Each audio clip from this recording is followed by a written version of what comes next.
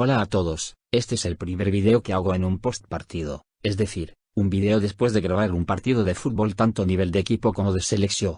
En este video voy a dividirlo en dos partes. ¿Qué opino del partido? ¿Y qué opino sobre los comentarios?